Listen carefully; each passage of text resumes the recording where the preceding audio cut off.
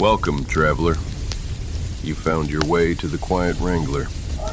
This is a place to let the dust settle, to listen to the wind, the fire, a soft guitar, and maybe your own breath. Out here, we don't chase noise. We follow stillness. These stories ain't loud. They don't shout for your attention. They're meant to sit with you like an old friend at the edge of the fire.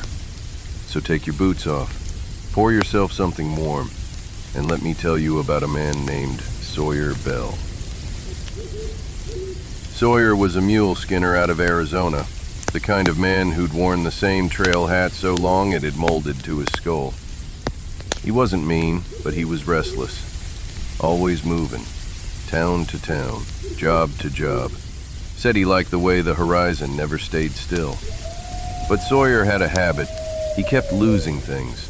Pocket knives, silver coins, trail maps, saddlebags. Once even left his horse tied up 2 counties over. Folks started calling him Ghost Pockets. You hand Sawyer something, they'd say, it'll vanish by sundown. Now, one day, riding through a low canyon at dusk, he took off his old hat to wipe his brow. The wind caught it, tossed it like a leaf into the sagebrush.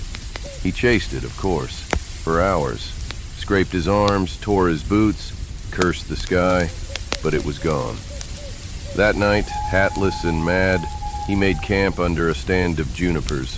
Fire popped, coyotes sang, and Sawyer sat there staring into the dark, asking the land why it kept taking from him. Then the quiet spoke back, not in words, but in feeling. The fire, the wind, the open sky, they all seemed to say, not everything lost is meant to be found. He sat with that a long while, and for the first time he didn't try to fix it. Didn't chase after what was gone, just let it be. Next morning he rode slow, real slow. And he started to notice things he'd never seen before. The shape of the rocks, the way the clouds leaned on the cliffs, the hush between bird calls. Things that had always been there, he just never stood still long enough to see them. In time, he found a new hat. Not as fine, maybe, but it didn't matter. By then, he wasn't chasing what he'd lost. He'd started carrying what he kept. So if you're carrying a loss tonight, something you let slip, something that drifted off into the dark, don't go running wild to chase it. Sit a while, listen.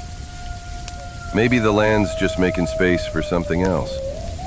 And remember, out here, even the quiet has something to say.